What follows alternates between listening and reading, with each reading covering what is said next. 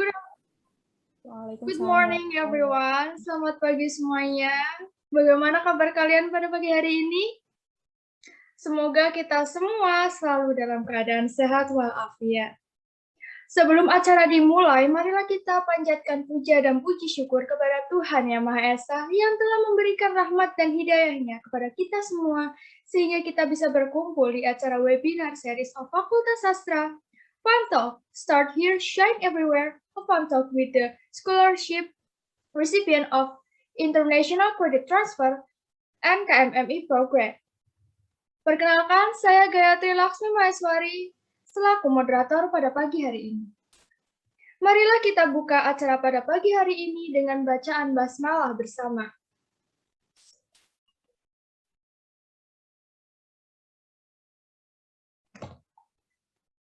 Oke, let's start now. Sebelumnya, seperti kita ketahui, universitas kita ini, Universitas Muhammadiyah Purwokerto, pastinya memiliki banyak sekali program beasiswa untuk mahasiswanya.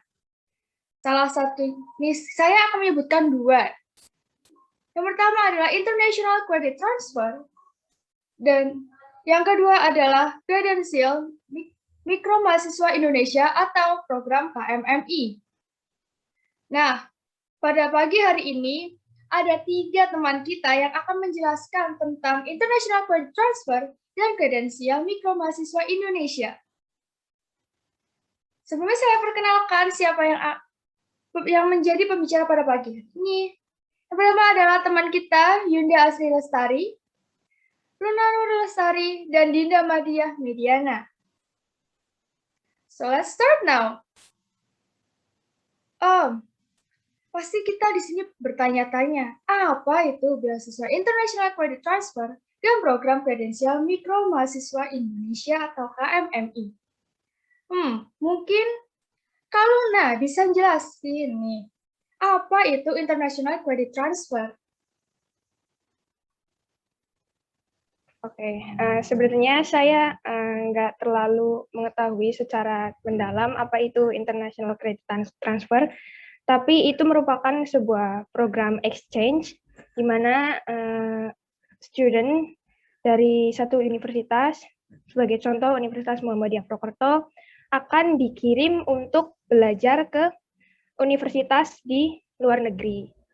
Karena sekarang situasinya sedang COVID-19, jadi kita hanya belajar secara online atau daring. Jika situasinya tidak seperti ini, mungkin saja kita bisa ke universitas luar negeri tersebut. Terima kasih. Ya, mungkin Kak Yunda ada yang ingin ditambahkan? Apa yang sudah dijelaskan oleh Luna. Jadi kayak ini itu program exchange yang di bawah Kementerian Dikti. Mungkin UMP itu punya namanya itu yang Erasmus Plus yang mungkin di exchange ke Bulgaria. Kalau ini kita di bawah Dikti, jadi kita ini di bawah pemerintah, programnya pemerintah, bukan program UMP, tetapi UMP itu mengajukan proposal untuk mendapat biaya program ini. Mungkin hanya itu sih, selebihnya sudah dijelaskan oleh Luna. Nah, itu tentang International Credit Transfer. Sekarang kita beralih nih tentang apa sih Program Kredensial Mikro Mahasiswa Indonesia atau KMMI. Mungkin Dinda bisa menjelaskan sekarang? Ya, halo semuanya. Aku di sini mau menjelaskan tentang apa sih KMMI. Kami itu ada kredensial Mikro Mahasiswa Indonesia, yang dimana ini adalah salah satu program yang disediakan oleh Kemendikbud, yang dimana peserta KMMI ini mempunyai kesempatan untuk belajar di luar kampus gitu. Dan mata pelajaran yang disediakan itu bisa sesuai dengan minat dan bakat kita gitu. Dan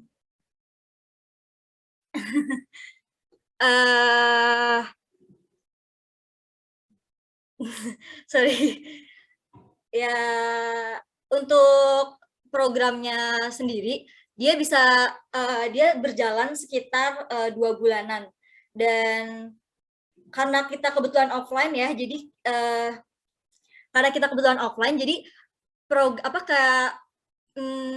kegiatan belajar mengajar itu secara daring gitu, cuma lewat Zoom gitu. Gitu.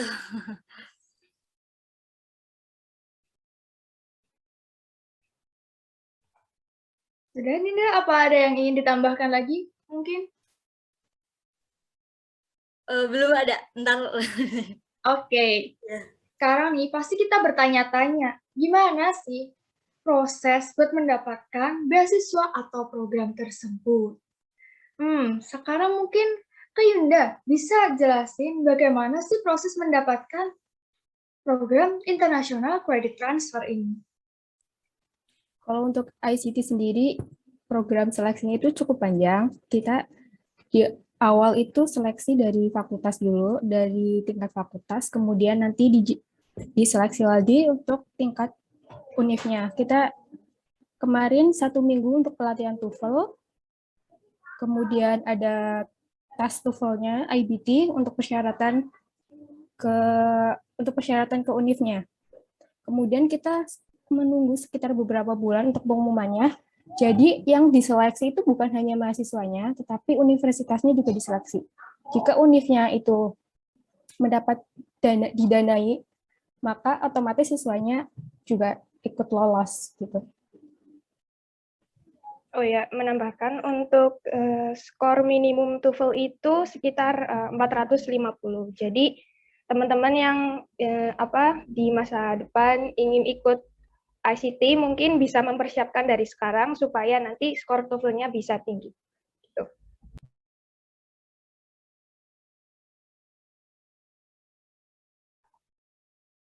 Wah, ternyata mau ikut program International Credit Transfer itu step-nya itu banyak banget ya. Sekarang gimana sih kalau ingin mendapatkan atau ingin bergabung dengan program Kredensial Mikro Mahasiswa Indonesia atau KMMI? Mungkin Dinda bisa dijelaskan agar kita semua tahu bagaimana prosesnya. Ya, kebetulan untuk KMM sendiri, untuk proses pendaftarannya tidak begitu ribet gitu ya. Kita bisa langsung join, bisa ngebuka websitenya di kmmi.kemendikbud.go.id. Di situ nanti kita cuma mengisi forum pendaftaran yang dimana nanti kita bakal diminta untuk mengisi tentang identitas kita. Nah, setelah itu setelah mengisi identitas, kita memilih course apa yang akan kita pilih buat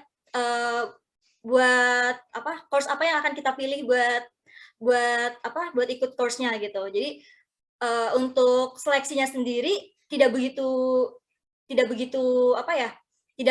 membutuhkan dokumen apapun gitu. Jadi kita cuma perlu mendaftar aja gitu.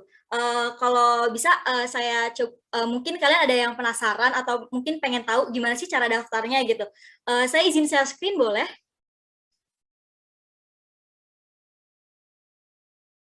Izin share screen ya.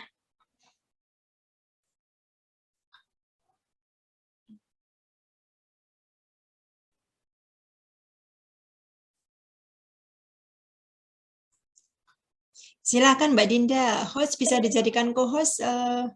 Sudah Ibu. Oh sudah, oke. Okay. Apa sudah terlihat? Belum terlihat. Ya, sudah. Sudah?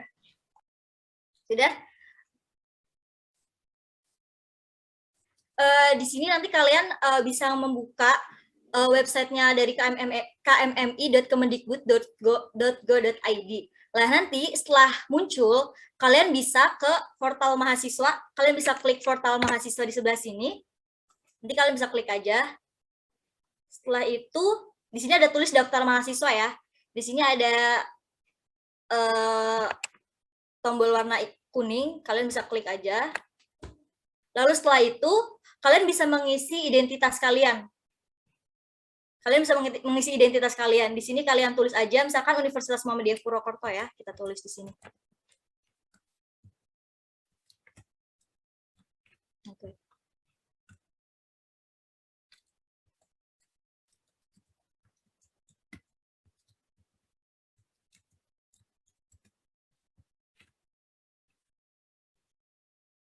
Sudah muncul. Setelah itu kita mengisi program studi kita.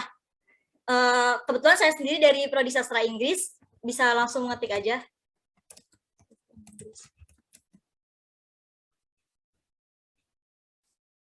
Dan kalian di sini bisa mengisi NIM, bisa mengisi NIK. Nanti kalau misalkan udah selesai, tampilannya akan seperti ini. Nih. Nanti setelah kalian mengisi ini, sudah mengisi NIM, mengisi NIK, lalu nama lengkap, setelah itu kalian tinggal masuk ke ini, ke masuk. Nah, nanti setelah masuk, kalian akan muncul tampilan seperti ini. Lah, kalau misalkan tampilan udah muncul, kalian tinggal masukin email yang udah kalian daftarin tadi.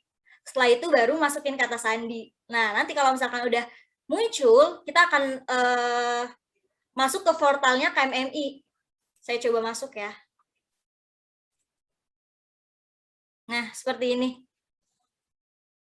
Di sini sudah tertera informasi course. Informasi course itu apa? Informasi course itu mengenai course apa sih yang sedang kita jalanin saat ini gitu. Di sini saya mengambil kelas Public Speaking and Personal Branding dari dari Institut Komunikasi dan Bisnis LSPR Jakarta. Dan tanggal kegiatannya dimulai dari tanggal 23 Agustus sampai tanggal akhirnya nanti pada tanggal 14 Oktober 2021. Seperti itu. Nanti kalau misalkan kalian bingung nggak sih mau milih course-nya itu seperti apa gitu, kursus yang mau kalian pilih itu seperti apa gitu, kursusnya itu ada apa aja sih gitu. Nah, nanti kalian bisa melihat kursusnya itu di sini. Nih, kalian bisa milih, dan di sini tuh banyak banget pilihan kursus yang mau kalian pilih itu apa aja gitu. Kalian bisa milih kursusnya ini sesuai dengan minat dan bakat kalian. Di sini kalian bisa memilih. Kebetulan di sini banyak banget. Kalau misalkan kalian mau mencari biar nggak terlalu lama nge-scroll gitu buat mencari-cari, kalian bisa klik di kolom search. Mungkin kalian tertarik dengan bidang public speaking gitu. Kita bisa search di sini public speaking. Nanti akan keluar kursus apa aja sih dan dari universitas mana aja sih yang mengadakan course public speaking ini gitu. Nih, ada digital public speaking, digital virtual public speaking, entrepreneur public speaking, dan lain-lain. Nah, nanti kalian bisa klik aja kalau misalkan kalian tertarik dengan public speaking dan personal branding. Nanti kalian bisa klik, abis itu kalian bisa klik daftar. Nah, kurang lebih seperti itu. Ya. Untuk pengumumannya sendiri, biasanya, bentar. Nanti apabila misalkan kalian sudah mendaftar KMMI ini, biasanya kalian harus menunggu sekitar 1 minggu. Paling lama ketika itu saya menunggu hampir 10 hari. Itu pas pendaftaran pertama. Saya pernah mendaftar 2 kali, dan kebetulan yang pertama itu saya sempat gagal, dan akhirnya saya nggak putus asa. Saya mencoba buat mendaftar untuk yang kedua kalinya. Alhamdulillah saya lolos, dan kebetulan untuk pendaftaran yang pertama saya menunggu hampir 10 hari. Dan ketika melihat hasilnya ternyata saya belum lolos. Alasannya karena muatan kayak pesertanya itu sudah terlalu banyak. Akhirnya saya mencoba mencari kursus lain, dan akhirnya saya mendaftar di personal branding and public speaking-nya LSPR. Dan kebetulan setelah hampir seminggu saya dapat email, akhirnya terpilih dan suruh mengisi Google Form. Nah, di situ kurang lebih seperti itu. Ya.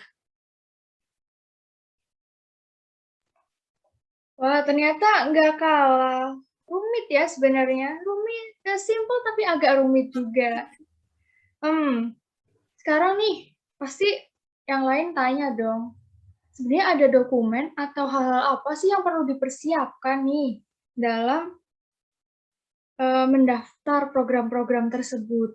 Mungkin Kak Yunda atau Kak Luna yang mendapatkan beasiswa international credit transfer, mungkin bisa dijelaskan, dipaparkan, itu kira-kira apa aja sih yang kita butuhkan, dokumen-dokumen apa, seperti itu. Ya, untuk ICT sebenarnya teman-teman nggak usah khawatir karena programnya itu nanti akan direct dari universitas, dari fakultas. Jadi nanti kalian cukup mempersiapkan yang pertama itu diri kalian seperti tes TOEFL, belajar lebih memperdalam Inggris. Terus yang kedua untuk dokumen itu kalau nggak salah dulu itu meliputi kayak KTP, terus apa ya, IP gitu, terus sama nanti kursus itu apa mata kuliah nanti akan dikonversi juga yang dari UMP dan yang akan dikonversi dengan mata kuliah yang ada di kampus tujuan gitu sih. Mungkin Yunda mau menambahkan? Kita juga perlu CV diri kita ya. Untuk seleksinya kita mengumpulkan CV, kemudian nanti ada sertifikat TOEFL mungkin bagi yang mempunyai. Kalau tidak, biasanya nanti disediakan tes TOEFL, ada mengadakan tes TOEFL seperti pretest. Yang paling penting adalah menyiapkan skill kalian. Seperti ini kan ICT, International Credit Transfer. Jadi skill speaking English kalian itu benar-benar harus dipersiapkan karena supaya nanti saat perkuliahan kalian itu tidak tertinggal gitu dengan mahasiswa-mahasiswa lain yang ada di sana. Mungkin seperti itu. Wow, seperti itu ya ternyata dokumen-dokumennya. Gimana nih kalau program KMMI sendiri, dokumen-dokumen apa sih yang dibutuhkan? Kalau dari KMMI sendiri, kebetulan kita tidak membutuhkan dokumen apapun, tapi ketika saya mendaftar kemarin, hanya diminta untuk memasukkan ini IPK. Hanya diminta memasukkan IPK dan data-data. Selainnya, selain kayak dokumen-dokumen kayak TOEFL gitu-gitu, dari KMMI kebetulan tidak perlu gitu. Oh, seperti itu nih.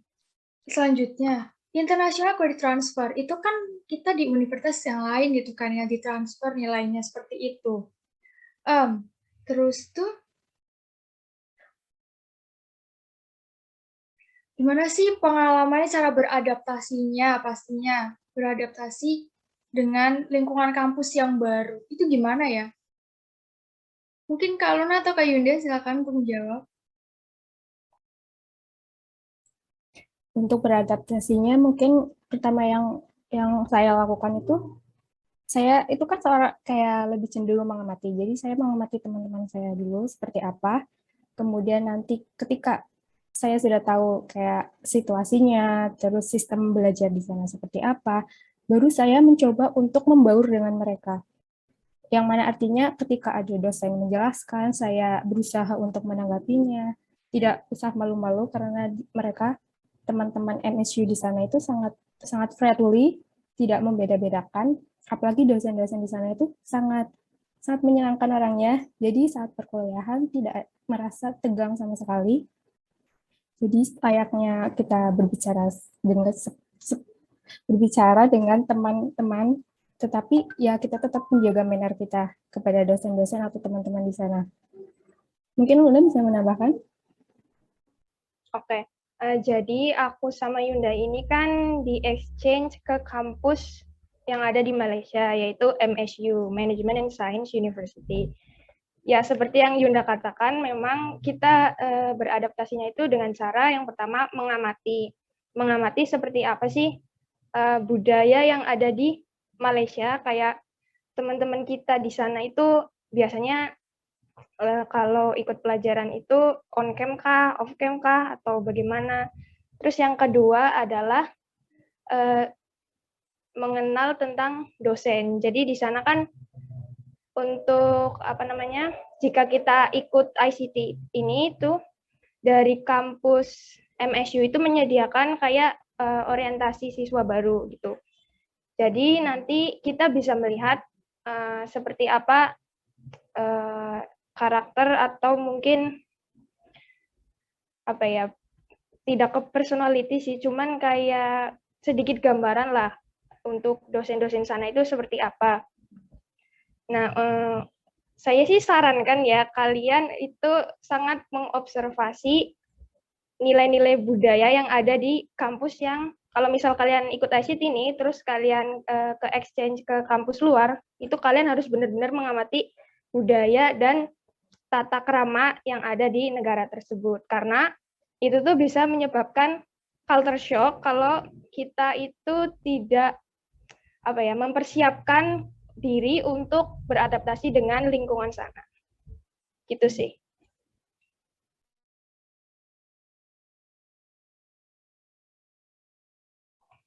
Nah, berbicara tentang culture shock gitu. Ada nggak sih culture shock yang dirasain Kak Yunda sama Kak Luna? Kan Pak, ini kan beda kampus nih. Biasanya kan sistemnya atau peraturan itu berbeda. Ini ada culture shock nggak apa enggak? Terus kan pasti nilai-nilai budaya, normanya juga pasti beda dalam kegiatan belajar mengajar seperti itu. Mungkin bisa dijelaskan? Untuk culture shock pasti kita merasakan. Karena ini kita udah beda budaya, beda negara, juga beda kebiasaan. Yang paling kerasa itu di MSU-nya, kita itu dikenai setiap matkul itu 3 SKS. Satu SKS-nya itu durasi kuliahnya itu 1 jam. Jadi kita dalam 1 minggu kita mendapatkan 3 jam kuliah. Ada yang 2 jam untuk pembelajaran atau lecture, dan 1 jam itu buat tutorial atau pemberian tugas atau diskusi. Kalau aku karena literatur, diskusi tentang puisi, tentang karya sastra. Kemudian untuk setiap minggunya pasti itu ada tugas, karena di jam tutorial itu pasti diberikan tugas, entah itu tugas yang bobotnya besar atau cuman kayak untuk merespon beberapa karya nanti kita tulis di platform yang disediakan. Kemudian culture shock yang kedua itu adalah sistem belajarnya sih. Mereka itu sangat aktif ketika ada dosen berbicara, mereka langsung menanggapi, nggak malu-malu, nggak kayak mungkin banyak teman-teman yang masih malu-malu menanggapi dosen. Kalau di sana itu mereka mengobrol aja biasa gitu, tetapi masih tetap sopan. Terus kemudian karena saya merasa saya kurang aktif, teman-teman MSU-nya itu aktif sekali, jadi itu buat saya tuh kayak shock banget gitu loh. Kayak benar-benar ketinggalan gitu. Ketika teman-teman menanggapi dosen, saya harus mencerna dulu. Mereka itu membicarakan apa, apalagi untuk jurusan literatur sendiri itu menganalisis sebuah puisi, yang mana puisi itu interpretasinya kan berbeda-beda. Saya harus kayak mengolah kata dulu di pikiran saya, tidak seperti mahasiswa MSU yang dengan gampangnya itu menyampaikan apa yang ada di pikiran mereka. Karena mungkin kebiasaan waktu di UMP yang lebih banyak typing di chat box, jadi skill speaking saya itu agak tertinggal dengan mahasiswa-mahasiswa sana. Itu sih yang culture shock yang paling saya rasakan. Ya, bener banget kata yang Yunda bilang. Untuk skill bahasa orang Malaysia, itu kita tahu mereka itu kan sudah terbiasa berbicara dalam bahasa Inggris untuk kehidupan sehari-hari.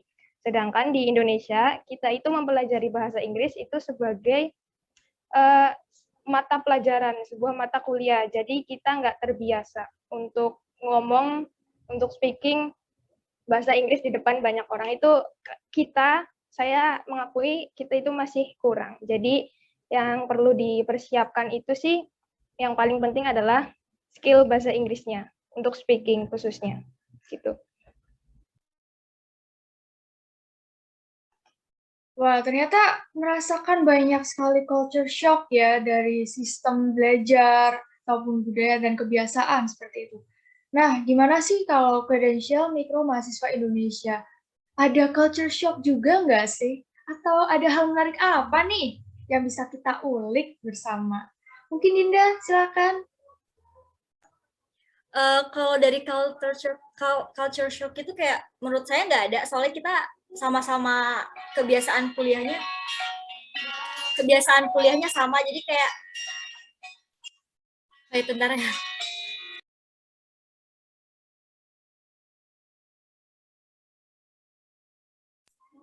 Mohon maaf sebelumnya. Kalau misalkan kayak hal menarik, banyak sih hal menarik yang saya temukan di KMMI ini. Soalnya kita setiap sebelum memulai materi, biasanya kita tuh sering kayak curhat, sharing-sharing sama dosennya gitu. Jadi kayak pengalaman apa sih yang apa namanya, yang pernah kalian rasakan tentang public speaking gitu. Jadi dari sini saya mendengar banyak cerita tentang pengalaman orang-orang gitu. Dari pengalaman cerita orang-orang tuh saya mendapat kayak, oh jadi gini ya gitu, kayak mendapatkan pengalaman baru gitu yang bisa saya serap dari kayak dapat pengetahuan baru yang bisa saya serap dari pengalaman mereka gitu. Lalu menarik juga karena kebetulan dari dosen pengajar dan dosen praktisinya itu emang bener-bener mereka udah handal banget, kayak maksudnya mereka dalam penyampaian materi juga udah luar biasa banget. Maksudnya kayak kita tuh bisa dengan mudah, terus kayak kita tuh dituntut untuk untuk aktif dalam kelas gitu. Jadi misalkan kita habis dikasih materi gitu, setelah itu pasti kita dikasih simulasi yang dimana kita tuh bener-bener harus mencontohkan apa yang udah kita pelajarin gitu. Kayak misalkan belajar tentang gimana sih cara mempersuade orang gitu, kayak dia membujuk orang buat tertarik sama ajakan kita gitu. Misalkan kita sedang bahas materi itu gitu. Nanti setelah materi itu disampaikan, pasti kita diminta untuk mencontohkan gitu. Kita dituntut untuk kayak, ayo setelah ini misalkan Dinda atau Gayatri mencontohkan ya gitu. Jadi kita tuh benar-benar tanpa harus menyiapkan, jadi mau nggak mau kita harus benar-benar siap gitu loh. Jadi ya itu yang hal yang apa ya, yang membuat saya merasa kayak dituntut untuk siap dalam keadaan apapun gitu. Jadi ya menarik sih, banyak banget hal-hal yang bisa saya dapatkan di kelas public speaking dan personal branding ini. Dan dari sini juga saya belajar mulai bagaimana sih cara mengenal diri dengan baik gitu loh. Terus bagaimana cara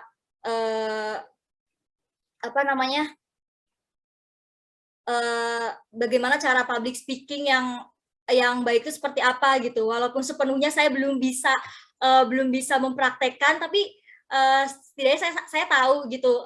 Emang terkadang public speaking itu bukan cuma buat bukan hanya mempelajari materi saja gitu, tapi perlu untuk dipraktekkan gitu, biar kita tuh bener-bener ngerasain vibes-nya gitu. Jadi kalau misalkan kita belajar tapi tanpa dipraktekkan tuh kayak kurang kurang sempurna aja gitu ininya, kayak ya maksudnya kayak kurang menguasai. Kalau misalkan kita udah belajar tapi kita tidak mempraktekkan tuh kayak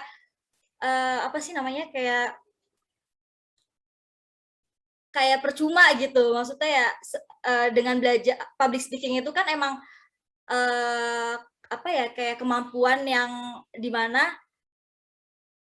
kita lakukan kayak dengan cara untuk berbicara depan orang gitu. Makanya dengan materi ini, dengan mempelajari materi ini, biar kita tuh bisa berbicara public speaking dengan baik dan benar gitu sih. Menurut aku gitu. Banyak banget hal yang saya dapatkan gitu. Ya seperti itu kurang lebih. Tadi Dinda bicara tentang cara dosennya dan matkul apa sih, kelas apa yang diambil. Tapi kita belum tahu nih, Kak Yunda sama Kak Luna, di universitas yang di MSU itu, matkulnya itu apa lagi sih, kelasnya itu apa lagi. Terus cara dosen mengajarnya, terus juga lingkungan kelasnya itu seperti apa.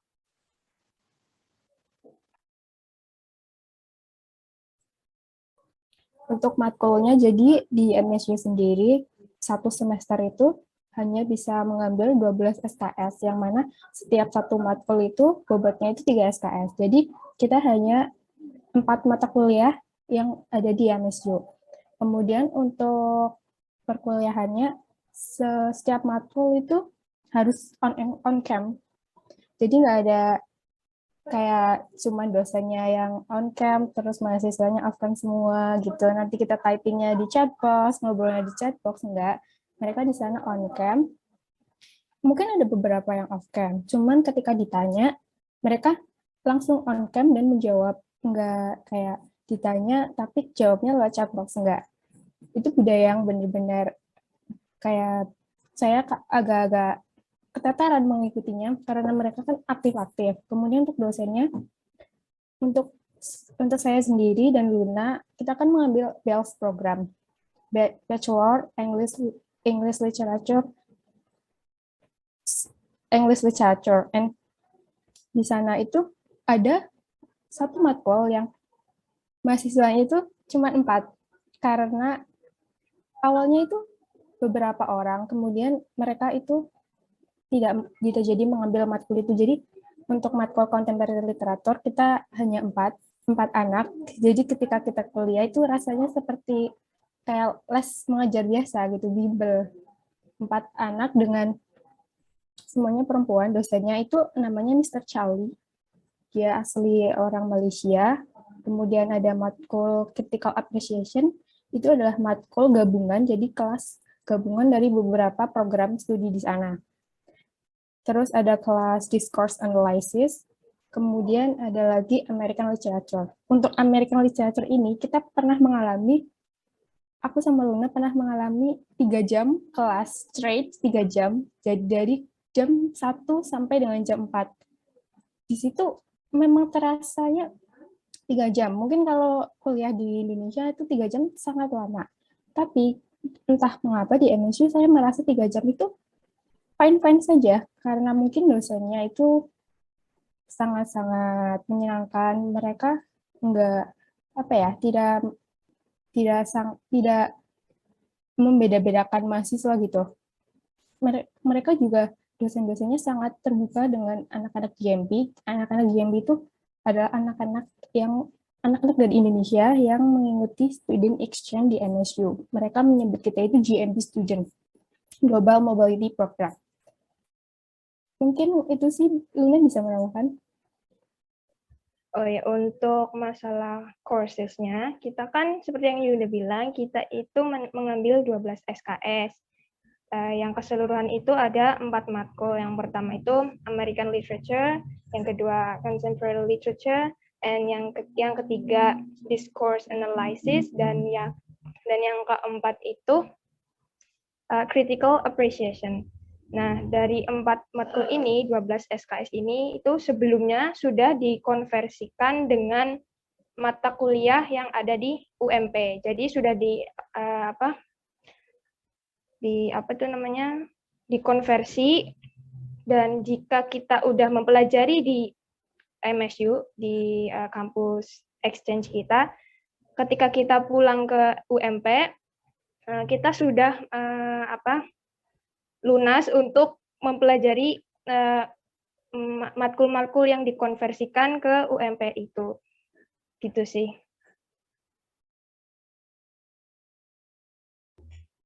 Tadi itu Kak Yunda menyinggung tentang GMP. Mungkin bisa jelasin nggak sih, apa itu GMP? GMP itu hanya sebutan bagi mahasiswa exchange ya. Jadi GMP itu Global Mobility Program. Jadi anak-anak yang mengikuti student exchange disebutnya dengan GMP. Jadi bukan, mereka tidak menyebutnya kita tuh ICT student, enggak. Mereka menyebutnya kita dengan GMP. Seperti itu. Terus nih, mau tanya nih, pengalaman ya, pasti kan banyak sekali pengalaman baru gitu. Entah yang bertemu teman atau dunia belajar dan mengajar yang baru gitu. Itu bisa dijelasin nggak ya, pengalaman apa aja sih pengalaman menarik? Misalnya kayak tugas kelompok atau tugas individunya seperti itu, dan pengalaman dengan dosennya. Mungkin Kak Yuda kalian dulu ya, silakan. Ya. Untuk pengalaman itu yang pertama adalah tugas. Itu kalau biasanya kita di UMP itu lebih banyak tugas individu. Kebalikannya, kalau di MSU ini kebanyakan itu tugasnya berkelompok. Meskipun cuman misal ada 2 orang, itu tuh tetap kayak tugas kelompok itu yang nilainya itu paling besar gitu, bobotnya paling besar. Sementara kan di UMP kita apa ya, untuk tugas kelompok itu mungkin lebih kurang dari yang ada di MSU. Terus yang kedua itu pengalaman kita buat berkelompok sama anak-anak sana, anak-anak asli MSU. Itu menurut aku sih, kalau dari aku sendiri, kelompok aku sendiri itu, mereka tuh orangnya ramah-ramah, karena kan kita sama-sama serumpun gitu ya, orang Melayu. Jadi mungkin perbedaannya itu nggak banyak, cuman paling kayak bahasa, kalau bahasa mereka itu lebih prefer ke English, walaupun kalau misal mereka ngomong Melayu, kita ngomong bahasa Indonesia, mereka ngerti dan kita ngerti, tapi lebih prefer ke English. Terus yang ketiga, pengalaman itu diajar sama dosen yang menurut saya tuh apa ya, strict gitu, kayak tegas dan juga nggak ada di UMP gitulah istilahnya. Jadi buat aku tuh diajar sama dosen strict itu menjadi tantangan tersendiri yang selama ini aku belum pernah rasain di UMP. Jadi itu kayak pengalaman yang benar-benar challenging lah gitu istilahnya. Gitu sih kalau dari aku. Mungkin menambahkan sedikit ya, untuk tugas kelompoknya itu ada yang cuma 3 anak, 5 anak, atau mungkin kelompok besar yang sampai 7 anak. Dan tugas kelompoknya itu yang memiliki bobot besar, biasanya itu bobotnya itu 30%, itu mereka dosennya akan mengadakan konsultasi. Jadi kelas tutorial biasanya akan diganti dengan kelas konsultasi. Kita dibolehkan untuk konsultasi tugas. Semisal kita nggak paham nih tugasnya ini harus ngapain. Nanti kita tuh boleh mengonsultasikan tugas kita. Ini kita sudah benar, apakah introduction-nya seperti ini, apakah analisisnya seperti ini, kontennya seperti ini. Nanti juga dosennya juga akan memberikan saran seperti PowerPoint-nya nanti harus seperti apa, nanti kita presentasinya apa yang harus ditunjukkan, apa yang harus disampaikan. Jadi tidak hanya memberikan tugas kelompok saja, tapi mereka juga bertanggung jawab untuk mengadakan konsultasi biar tugas kita itu hasilnya maksimal.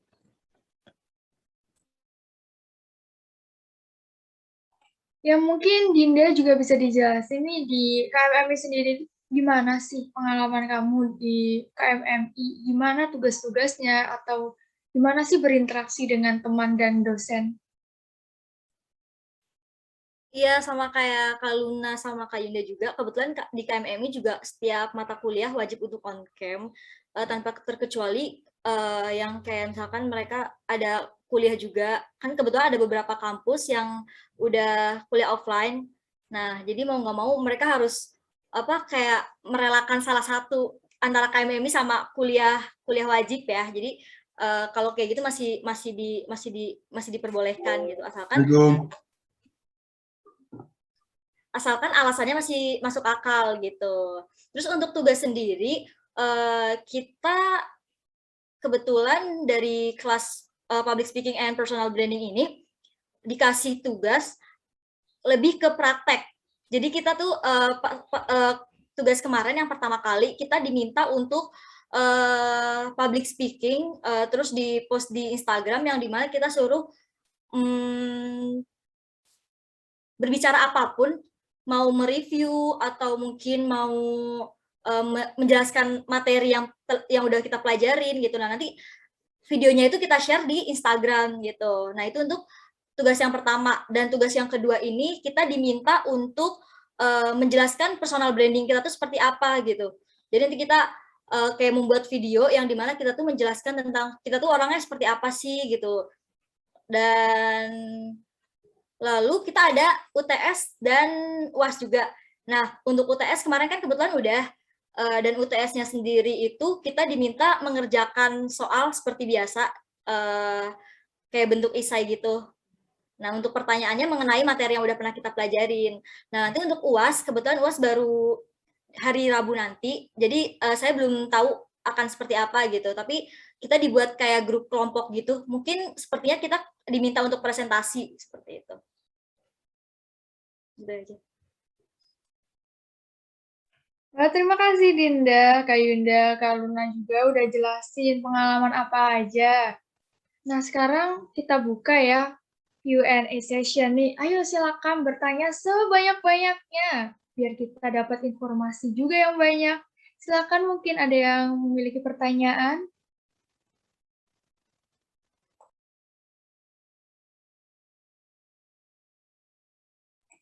Ini ada pertanyaan menarik nih dari Aurora. Untuk TOEFL skor buat ICT itu harus berjarak berapa tahun maksimalnya sebelum mengikuti program? Mungkin Kak Yunda atau Kak Luna bisa jelasin?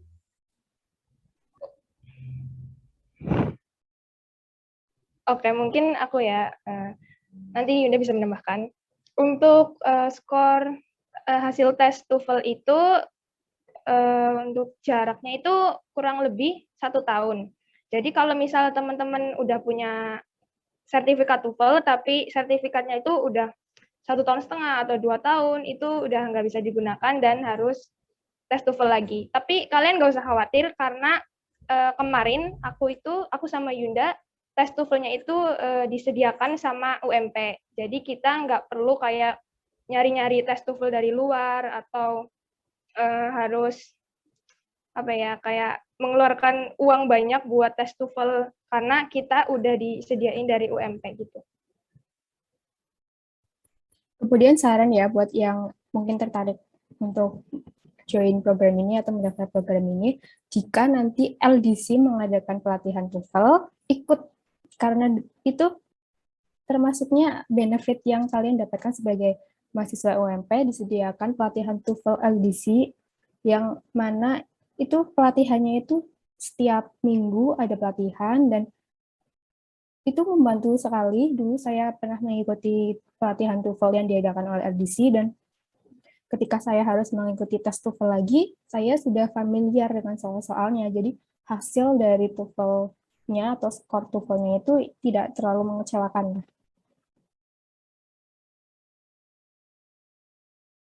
Wah, seperti itu ya. Mungkin yang lain nih, ayo bertanya sebanyak-banyaknya. Bisa on mic, bisa juga. Drop pertanyaan kalian di chat box. Ayo.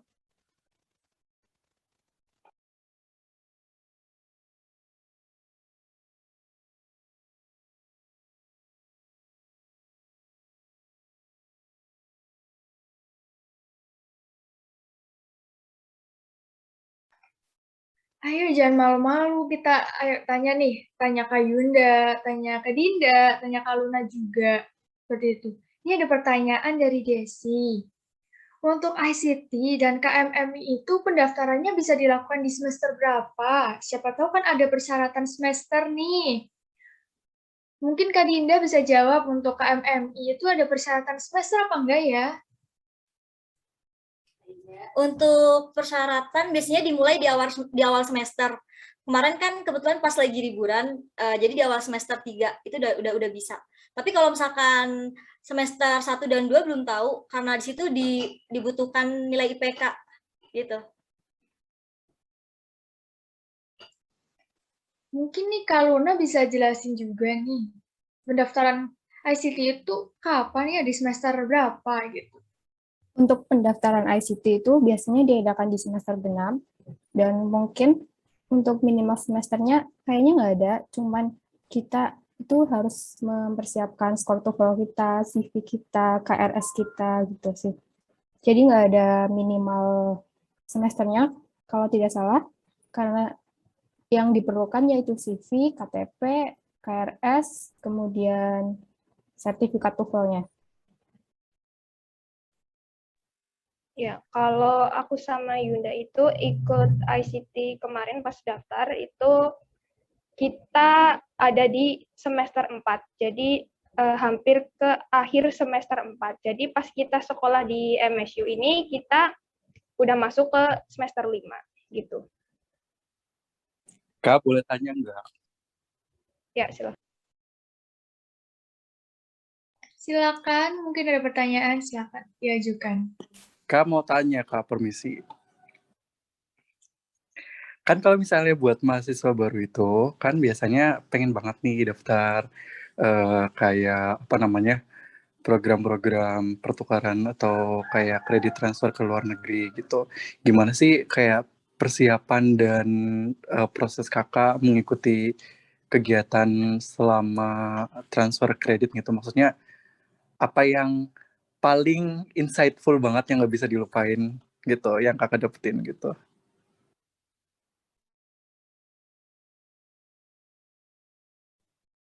Untuk apa yang aku dapetin selama TOEFL atau maaf, bukan TOEFL tapi ICT, selama ICT ataupun persiapan sebelum ICT-nya, yaitu untuk TOEFL-nya saya sangat terbantu karena ketika seleksi atau pembekalan untuk ICT, kita itu ada waktu 1 minggu untuk pelatihan TOEFL, benar-benar intens. Kita dari pagi sampai sore, ada 2 sesi. Kita benar-benar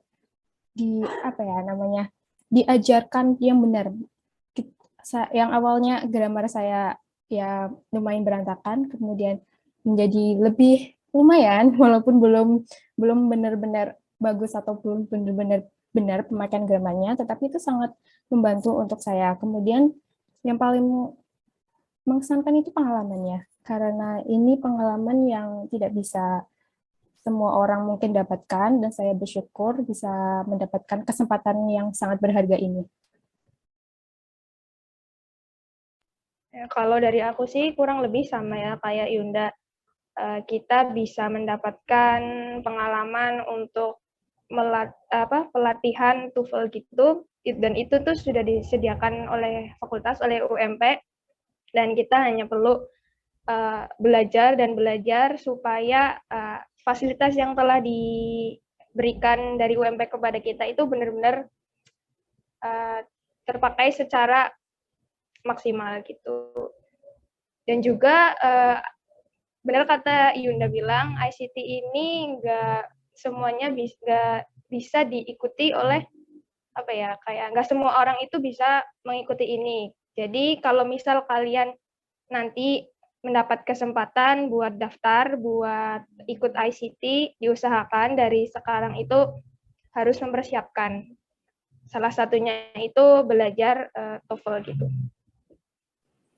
Wih, keren banget Kak, serius. Makasih banyak. Oh iya Kak, satu lagi boleh nggak Kak? Nah, kakak-kakak kayak di sini kan kayak Kak Dinda, Kak Yunda, sama Kak Luna itu kan jadi role model of leadership banget ya. Keren banget sih bisa jadi contoh buat adik-adik, buat kita-kita semuanya. Itu pesan-pesan atau buat dari Kak Dinda, Kak Luna, sama Kak Yunda buat adik-adik ini biar bisa mendapatkan program-program seperti kakak itu gimana sih gitu, pesan-pesannya yang harus dilakukan oleh adik-adik. Mungkin kalau dari saya, pesannya itu berusaha mempersiapkan diri semaksimal mungkin. Ketika mengikuti perkuliahan di UMP, usahakan kalian mengikutinya itu dengan benar-benar, bukan hanya cuman menggugurkan kewajibannya doang, kayak ngerjain tugas, udah tanpa tahu ilmu apa yang kalian dapat. Itu paling penting sih, kalian harus mendapatkan ilmu sebanyak-banyaknya dari UMP untuk bakal kalian di sana.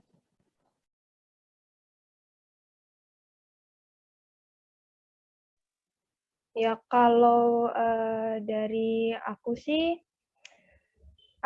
kalau misal nih nanti kalian ada info kayak entah itu ICT kah, itu KMMI atau beasiswa-beasiswa lain, jangan takut buat mencoba gitu. Jadi nekat aja coba-coba, siapa tahu nanti dari salah satu program itu kalian bisa mendapatkan beasiswa gitu. Jadi menurut aku coba-coba itu nggak sepenuhnya salah, karena bisa jadi dengan coba-coba itu kalian mendapatkan sesuatu yang kalian belum dapatkan sebelumnya, gitu sih. Iya, aku juga setuju banget sama Kak Luna gitu. Kadang banyak orang yang punya potensi, tapi dia tuh nggak mau mengembangkan potensi mereka gitu. Karena apa? Karena mereka tuh takut buat mencoba gitu. Makanya selagi kalian masih punya kesempatan gitu, jangan pernah takut buat nyoba gitu. terkadang saya suka melihat gitu, lu tuh punya kemampuan, kenapa nggak mencoba gitu. Makanya selagi kalian punya kesempatan gitu, kalian tuh nggak usah mikirin, ya aku kurangnya di sini, aku kurang ini, aku kurang itu gitu. Kalian jangan pernah mikirin itu gitu. Kalian tuh hanya perlu untuk mencoba gitu. Saya aja yang kemarin yang sempat gagal gitu. Di situ saya jadi ngerasa kayak, oh berarti aku kurang di mana gitu. Dan dari situ aku mencoba kayaknya aku harus coba lagi deh gitu. Kayak ada kepuasan yang belum bisa aku capai gitu. Jadi bagaimanapun caranya aku harus dapetin gitu, kayak masih merasa penasaran gitu. Jadi ya udah, selagi kalian punya kesempatan dan kalian mampu gitu, jangan pernah takut buat mencoba, gitu aja intinya. Oh ya, dan juga aku mau menambahkan, kalaupun misal kalian nggak berani buat nyoba-nyoba, tapi diusahakan kalian tuh selalu mengikuti perkuliahan di UMP itu secara serius, secara bersungguh-sungguh. Jadi kalaupun misal kalian ini ada beasiswa ICT ya, tapi aku nggak mau nyoba deh. Walaupun kayak gitu, nanti dosen itu bisa melihat potensi yang ada di diri kalian gitu. Jadi meskipun kalian kayak misal aku nggak percaya diri, aku takut buat daftar ini gitu. Tapi dalam reality kuliah kalian itu selalu bersungguh-sungguh, terus mendapat ilmu yang benar-benar diberikan dosen itu terserap sama kalian dan kalian juga aktif. Nanti insya Allah dosen itu bisa menjadi istilahnya tuh perantara kalian buat ikut beasiswa gitu. Oh, seperti itu ya. Oke, move to another question. Ini ada pertanyaan lagi. Ini pertanyaan menarik. Selama pandemi ini, kakak-kakak yang ikut beasiswa selalu online ya? Terus kalau pandemi sudah hilang, apakah langsung offline dan berangkat ke luar negeri? Mungkin kakak-kakak di sini bisa menjawab, atau mungkin Mem Nur bisa menjawab juga.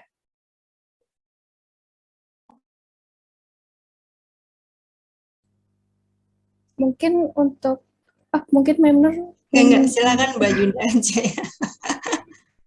Baik, mungkin untuk program ICT ini, jika mungkin suatu saat nanti sudah diperbolehkan offline, sepertinya masih akan berlanjut untuk online, karena persiapan untuk kita berangkat ke sana itu mungkin membutuhkan persiapan yang cukup panjang, dan jika dilakukan dalam jangka waktu yang singkat, mungkin takutnya terjadi suatu problem atau bagaimana, soalnya di MSU sendiri kita harus mengurusi berbagai hal, dari dorm, terus mungkin ada untuk mencetak kartu studi kita, student ID kita. Jadi untuk pergi offline atau ke MSU-nya sendiri ketika sudah offline belum bisa dilakukan, apalagi di Malaysia. Kalau tidak salah itu mungkin sudah akan tercipta herd immunity. Cuman untuk dilakukan kelas offline seperti dulu itu pemerintahnya belum berani untuk mengambil risiko itu.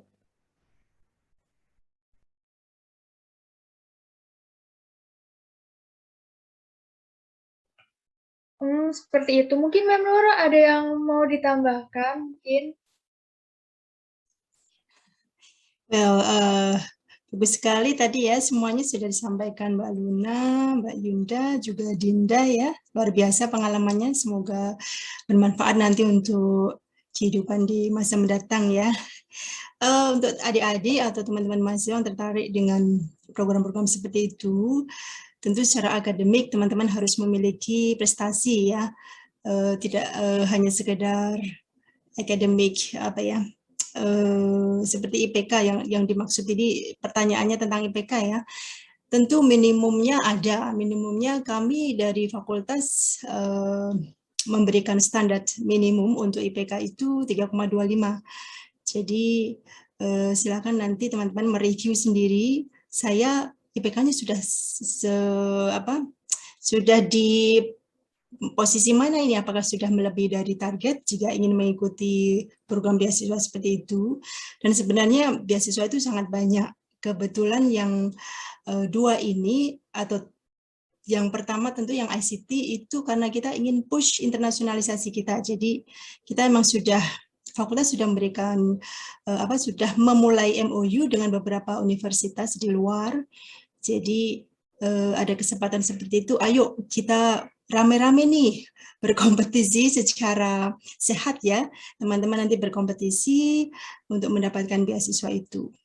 Jadi nanti yang seperti yang tadi Mbak Luna, Yunda bilang, ICT ini berarti manfaatnya adalah teman-teman tidak kuliah di sastra, tapi nanti kuliah di luar itu mata kuliahnya akan dikonversi. Jadi nilainya dari sana akan langsung masuk ke mata kuliah yang dikonversi. Jadi hanya sekedar enroll atau register memprogram mata kuliah yang dikonversi, tapi kuliahnya dengan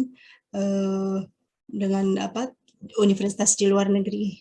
Juga tadi yang Dinda share itu pengalamannya sangat bagus ya.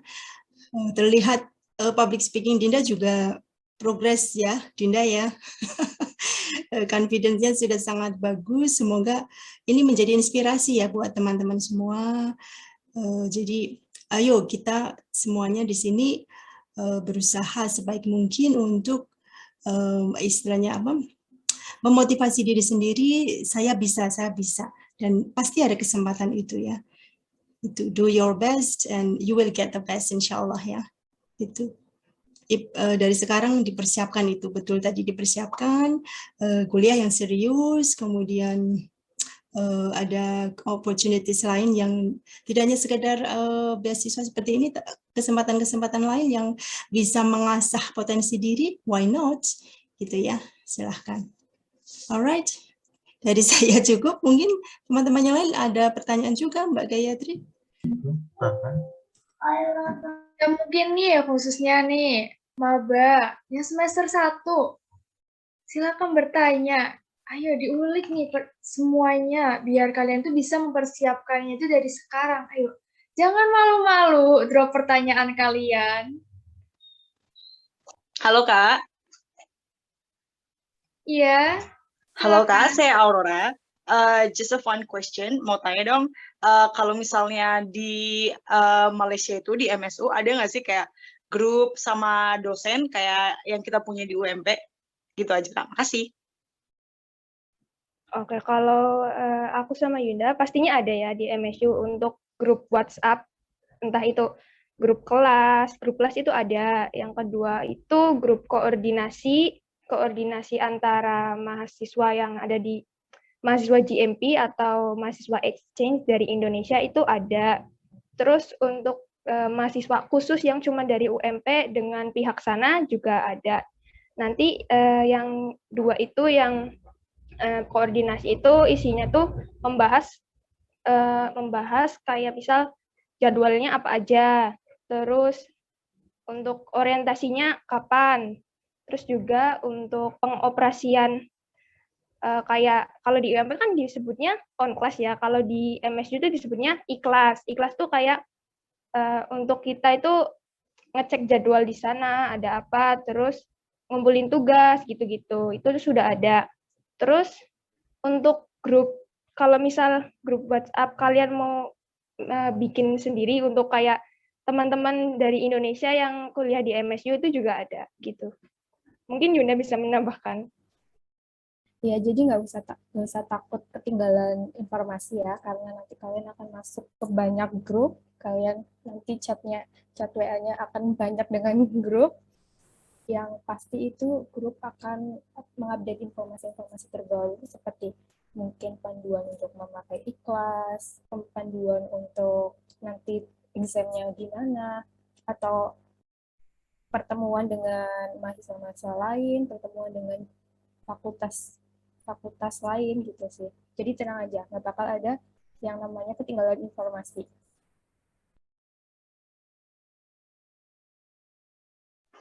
Ini ada pertanyaan nih dari Risma. Durasi belajar itu berapa semester sih untuk ICT?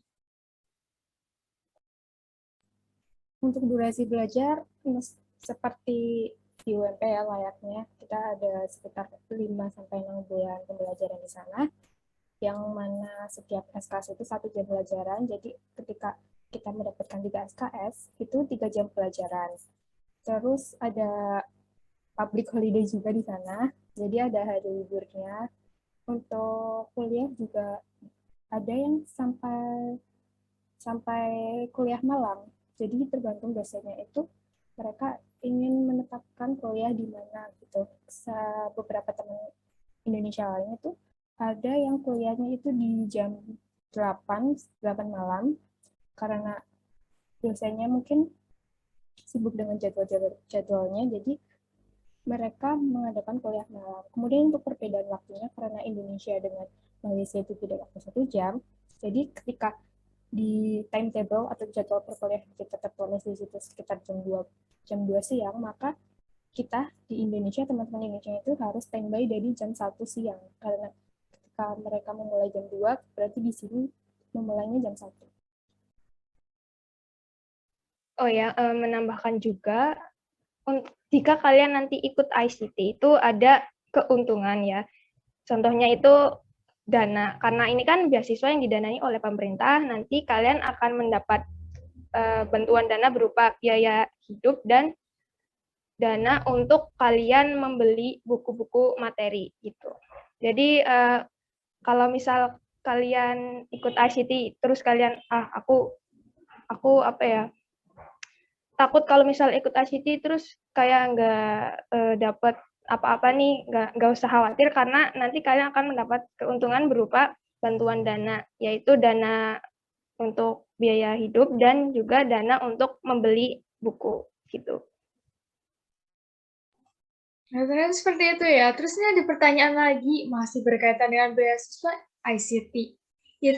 Untuk beasiswa ICT itu udah ditentuin apa enggak sih univnya, atau kita sendiri sebagai mahasiswa yang memilih univnya untuk program exchange?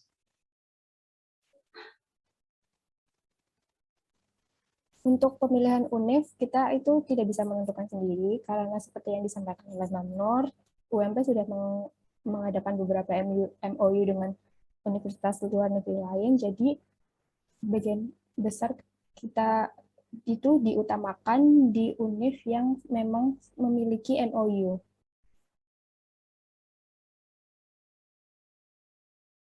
Oh, seperti itu ya. Mungkin nih masih Ya, maaf Mbak Gayatri, mungkin saya bisa silakan. menambahkan ya pertanyaannya Sure. Sisil ya. Ya, untuk yang ICT yang diikuti Mbak Luna sama Mbak Yunda itu universitasnya memang sudah ditentukan under the MOU gitu ya. Jadi walaupun berbeda siswa, tapi prioritasnya adalah dengan universitas yang sudah ada MOU, karena itu demi kemudahan semuanya ya. Tapi ada juga beasiswa yang mahasiswa bisa memilih universitas di mana dia akan bisa kredit transfer itu. Jadi Kemendikbud atau Dikti itu memberikan banyak alokasi beasiswa untuk kredit transfer seperti itu ya. Jadi ada yang memang dikhususkan untuk yang universitas yang sudah ber-MOU, ada juga yang mahasiswa bisa memilih sendiri, tapi skemanya berbeda. Skema pendanaannya berbeda. Jadi untuk yang diikuti Mbak Luna sama Mbak Yunda ini, kita sudah artinya kita dengan universitas yang sudah memiliki MOU. Sedangkan nanti kita akan undang itu teman kakak-kakak kita yang juga mendapatkan beasiswa yang untuk ICT yang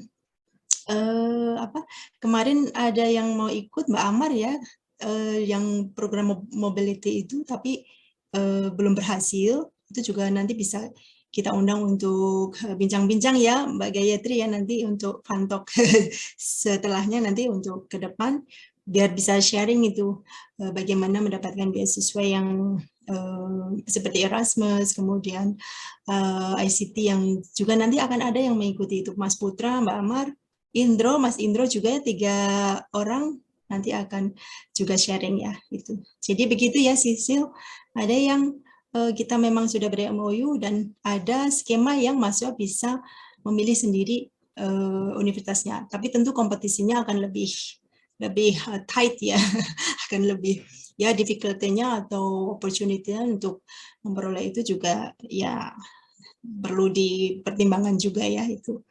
Begitu tambahan dari saya ya, untuk pengetahuan aja ya. Terima kasih Mem Nur atas tambahannya. Ayo nih, mungkin yang semester 1, semester 3, pasti banyak pertanyaan kan sebenarnya. Ayo, jangan malu-malu, drop pertanyaan kalian.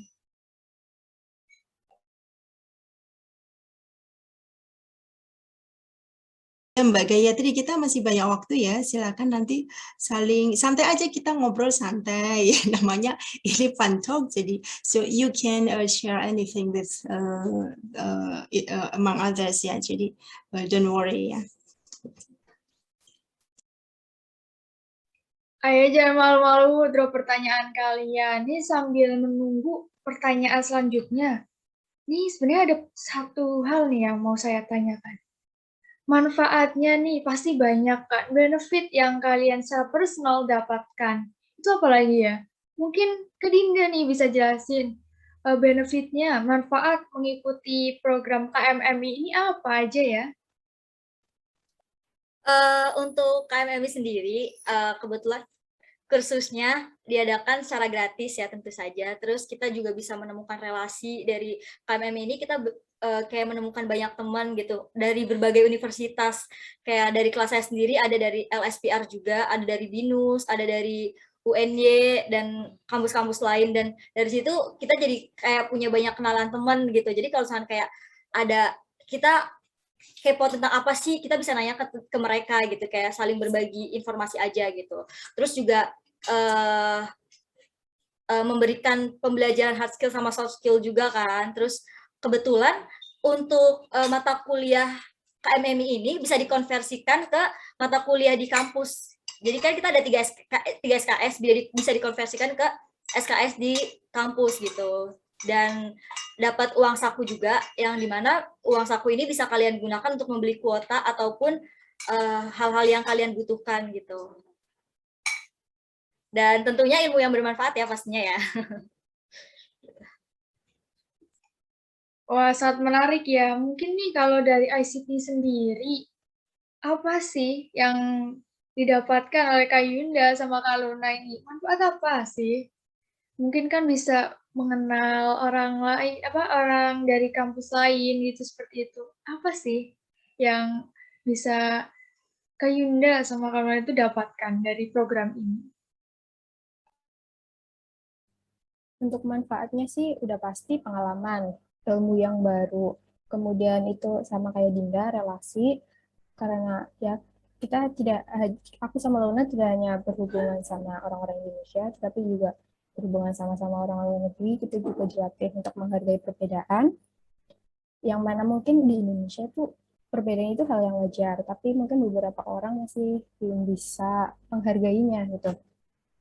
Kemudian juga kita melatih diri untuk mendevelopment diri sendiri, kayak kita mengembangkan skill-skill yang kita punya, terus kita belajar materi yang mungkin di UMP belum didapatkan atau di Gasing belum didapatkan.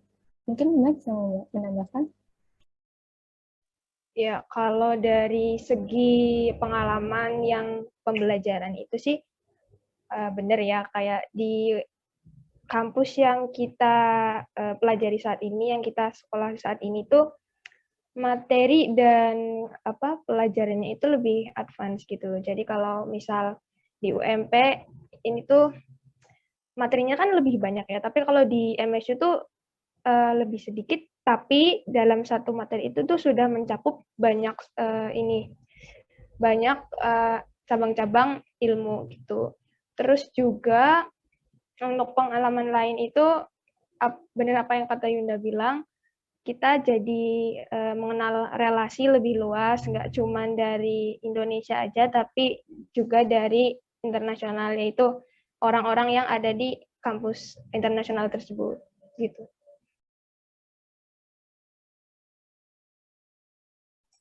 Terima kasih penjelasannya Kak Dinda, Kak Yunda, Kak Luna. Wah, nih ada pertanyaan menarik nih dari Risma. Ada nggak sih pressure atau tekanan tertentu yang pernah dialami kakak-kakak ini sama mengikuti program exchange dan juga program KMMI ini? Terus gimana sih? How to cope? Gimana caranya kalian tuh mengatasinya?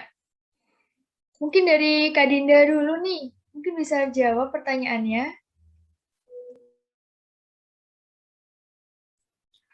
Untuk tekanan menurut saya nggak ada ya, soalnya ini kan karena pilihan saya sendiri, jadi mau nggak mau saya bertanggung jawab sama pilihan saya gitu.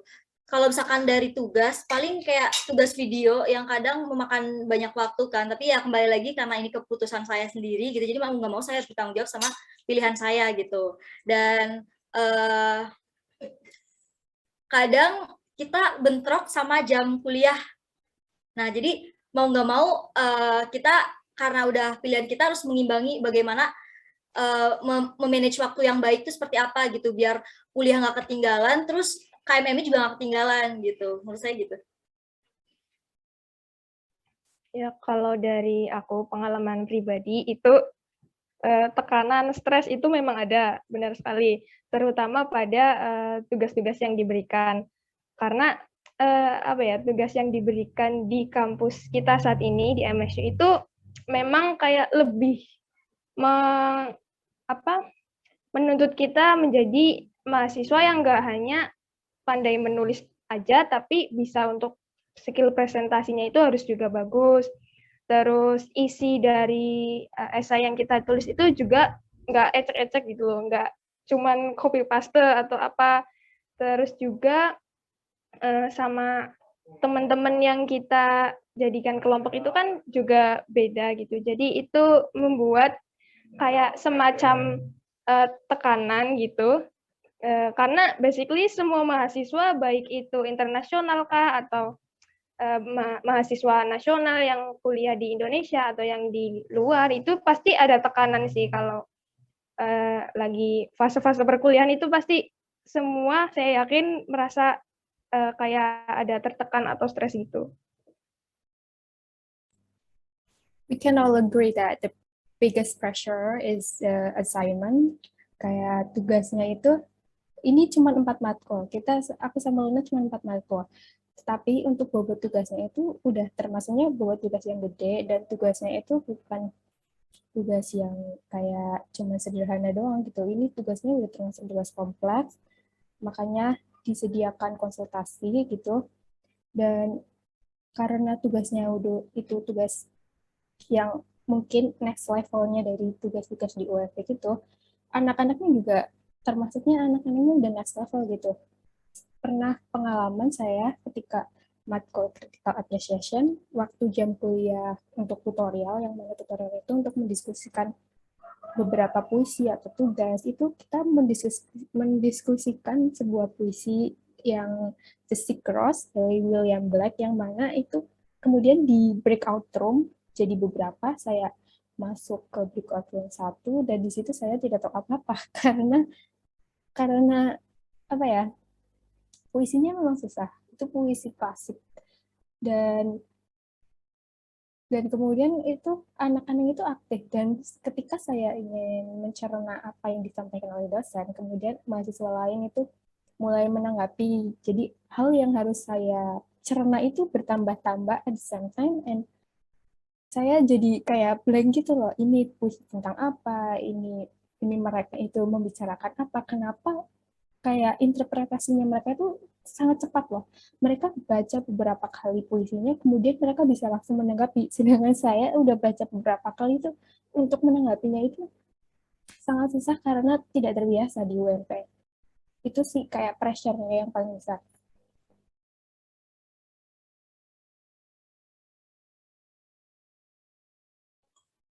Wah, ternyata seperti itu ya pressure-pressure dan cara mengatasinya. Ayo dong, tanya nih. Pasti masih banyak pertanyaan sebenarnya kan. Ayo drop, jangan malu-malu. Bisa kalian tulis di chat box atau mungkin kalian bisa on mic.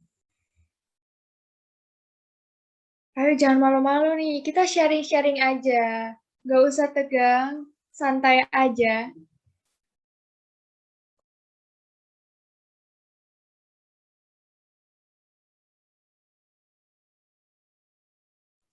Ayo jangan malu-malu, drop pertanyaan kalian dong.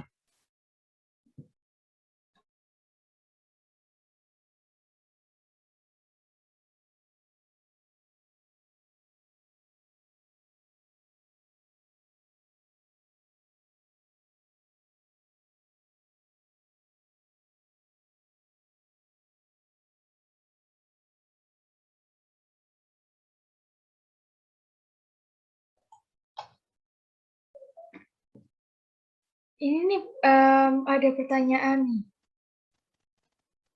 Tips apa aja sih? Tips-tips khusus gitu. Mungkin kakak-kakak ini punya tips-tips khusus. Mungkin bisa di-share dong. Mungkin cara belajar kakak nih selama sebelum untuk mendapatkan program ini dan cara belajar kakak-kakak sekalian ini pas udah mendapatkan program tersebut. Mungkin bisa di-share. Kak Dinda dulu deh, Kak Dinda. Untuk tipsnya yang paling penting jangan sampai ketinggalan info gitu. Soalnya pengalaman kemarin saya kan mencari informasi dapat dari Twitter dan kebetulan waktu itu saya setelah sudah dikonfirmasi kalau bahwa saya lulus KMMI, saya langsung mengabari pihak kampus dan setelah itu baru diadakan sosialisasi gitu. Dan ketika itu sosialisasi udah akhir bulan yang dimana emang kursusnya ini udah banyak yang ditutup karena emang udah penuh gitu. Jadi yang paling penting tuh jangan pernah ketinggalan informasi. Untuk informasinya sendiri kalian bisa cari informasi di Twitter di College Manifest. Kalau enggak kalian bisa di Instagramnya Kampus Merdeka. Kalau misalkan College Manifest itu kayak Twitter buat pembahasan anak-anak kuliah, tapi di situ benar-benar update banget tentang permasalahan anak-anak kuliah gitu. Kalian bisa nyari informasi tentang kursus online atau KMMI atau mungkin Kampus Merdeka, di situ lengkap banget, kalian bisa nyari-nyari informasi di situ. Tapi kalau misalkan kalian mau cari informasi tentang KMMI atau mungkin kampus mengajar, kampus Merdeka yang lain, kalian juga bisa nge-follow Instagramnya Kampus Merdeka sendiri. Kalian bisa mencari di Instagram gitu aja sih. Sama tentu saja mempersiapkan yang kayak dari IPK gitu harus kalau bisa memadai biar bisa nggak kalah saing sama teman-teman yang lain gitu. Kurang lebih itu.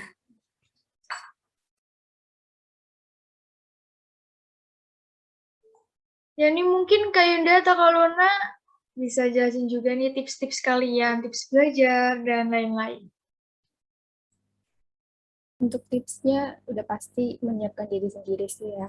Kayak walaupun kalian nanti kayak merasa kesusahan atau sama sekali nggak paham tentang materinya, at least you try, kayak berusaha semampu kalian untuk belajar memahami, dan juga jangan lupa untuk tidak menunda-nunda pekerjaan, apalagi tugas, karena ketika kalian menunda, nanti akan datang tugas lain, dan endingnya itu tugasnya menumpuk, jadi kalian akan stres sendiri untuk mengatur mau ngerjain tugas yang mana, atau ini belum dikerjain, tetapi tugasnya udah ada lagi gitu sih. Jadi jangan jadi orang yang menunda-nunda pekerjaan, karena itu akan berakibat buruk bagi kalian sendiri. Ya, kalau dari aku kurang lebih sama kayak Yunda sama Dinda. Yang pertama itu mempersiapkan diri, itu harus banget. Belajar itu harus banget. Yang kedua, cari-cari info juga itu penting karena supaya kita nggak ketinggalan dan juga supaya kesempatan kita untuk masuk itu lebih terbuka lebar karena kita nggak telat dapat info. Terus yang ketiga itu jangan lupa berdoa ya, karena berdoa itu bisa menjadi tempat peraduan kalian kalau misal kalian merasa kayak, aduh ini kuliah kok susah, kok aku kurang ini, itu kalian bisa berdoa selain dengan dari usaha tadi gitu. Wah, seperti itu ya ternyata. Oh, ini ada another question. Motivasi kakak-kakak semua ini untuk memulai ikutan beasiswa. Motivasinya apa sih, Kak? Mungkin kalau atau Kak Yunda dulu deh yang jawab.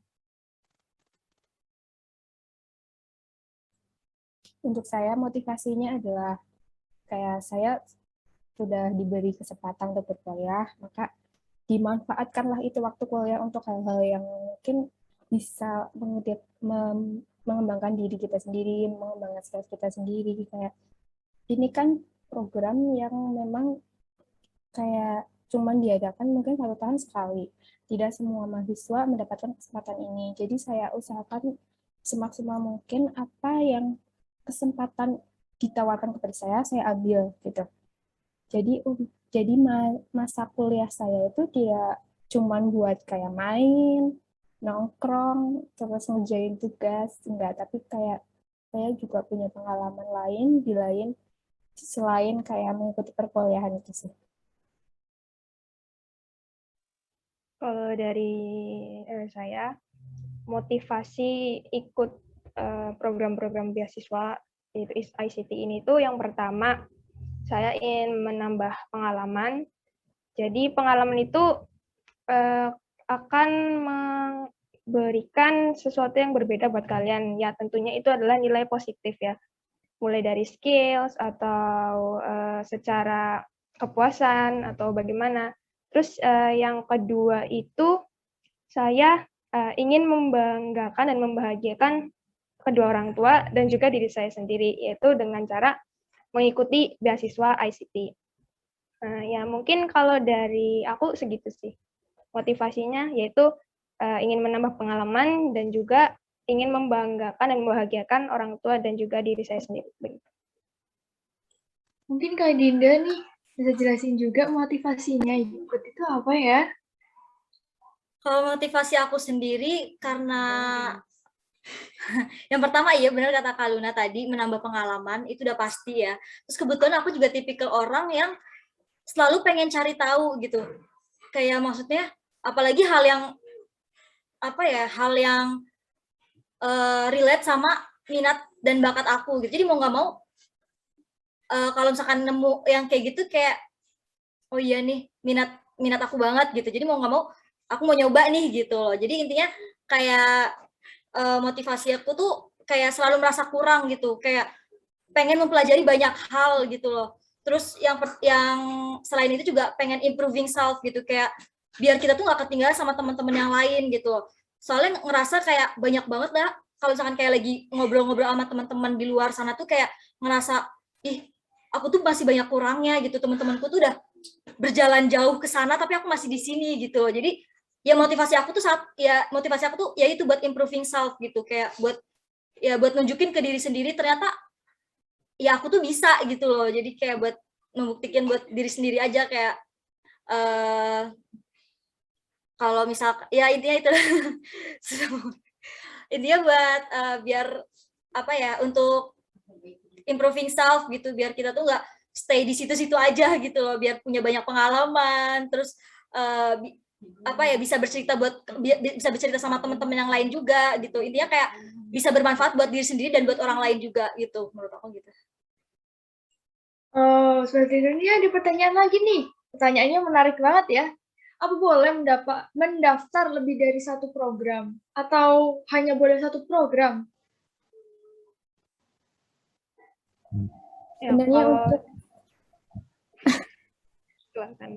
Sebenarnya untuk program ICT kalian bisa mendaftar mungkin beberapa program jika kalian punya waktu, jika kalian bisa kayak membagi-bagi waktu, karena ada anak pendidikan bahasa Inggris yang dia itu mendaftar kampus mengajar dan juga mendaftar ICT secara berbarengan gitu.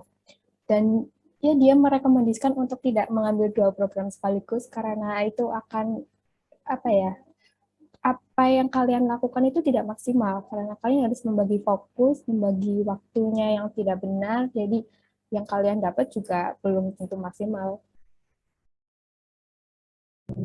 Ya, kalau saran dari aku sih mendingan ya apa yang kata Yunda bilang tadi, kalau ikut program beasiswa ini lebih baik itu satu dulu. Karena apa? Karena kalau misal kita ikut banyak program, mungkin aja kita nggak bakalan maksimal gitu loh karena kita harus membagi-bagi waktu kita di program ini, program itu.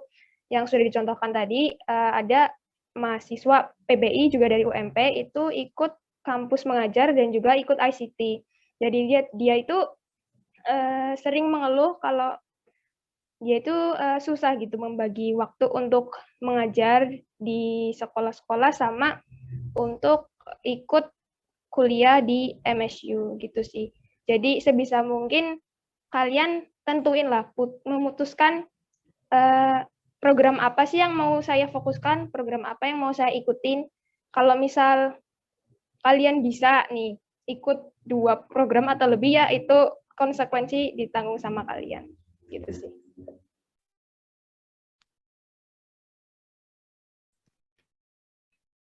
Kalau untuk KMMI sendiri kebetulan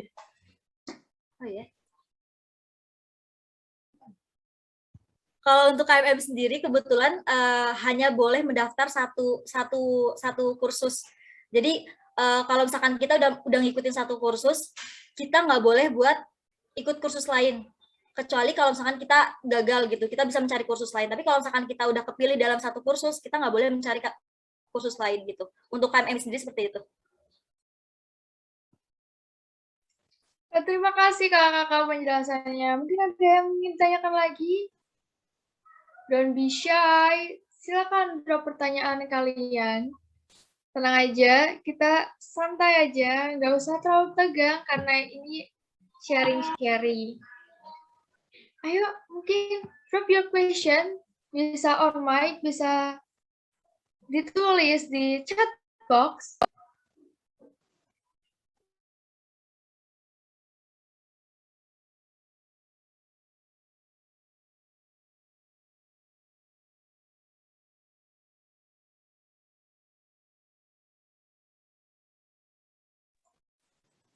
Masih ada pertanyaan?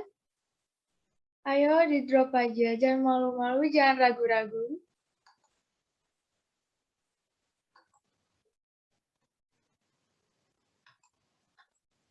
Oh iya, jangan lupa untuk mengisi presentasi ya, tadi sudah di-share.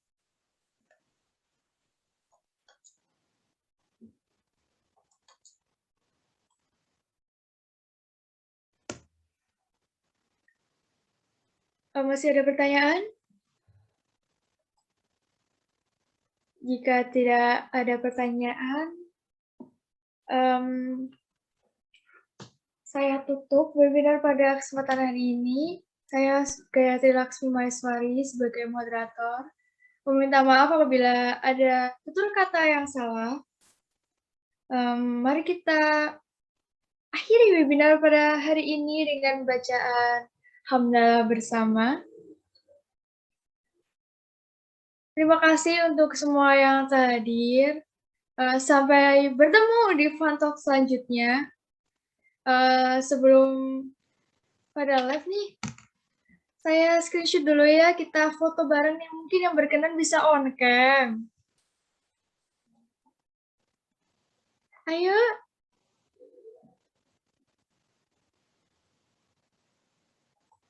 Ayo dong semuanya on cam. Ayo, ayo. Gak usah malu-malu, ayo. Ayo, saya tunggu.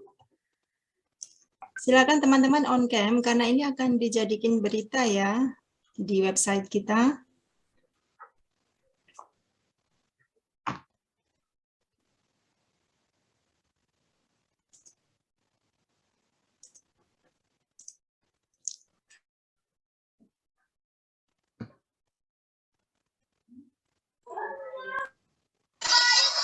Ini di sini keras banget, Lur.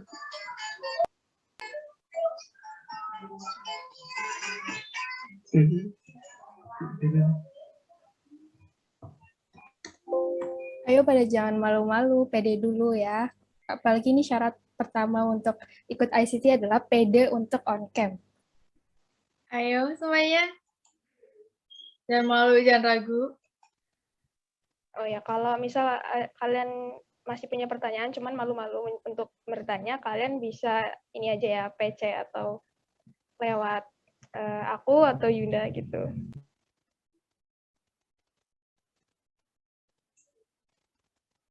Untuk slide pertama ya, saya screenshot dulu. Saya itu 3, 2, 1. Slide selanjutnya 3, 2, 1. Ya, sudah. Terima kasih semuanya. Sampai jumpa lagi di Fun Talk selanjutnya. Jangan bosan lagi ya untuk ikut webinar ini karena pasti banyak hal-hal menarik yang bisa kalian dapatkan. Terima kasih. Wassalamualaikum warahmatullahi wabarakatuh. Waalaikumsalam warahmatullahi Waalaikumsalam warahmatullahi wabarakatuh. Gayatri, Mbak Dinda, see you all. Terima kasih sudah join, dears. Thank you, ma'am. Ya, maaf tadi malah kamera saya yang off. Okay, ma'am. Mbak Dinda, next fun talk, you will be the moderator, right? Yes, ma'am, right. Be ready, ya. Inshallah. Yeah, thank you. Well,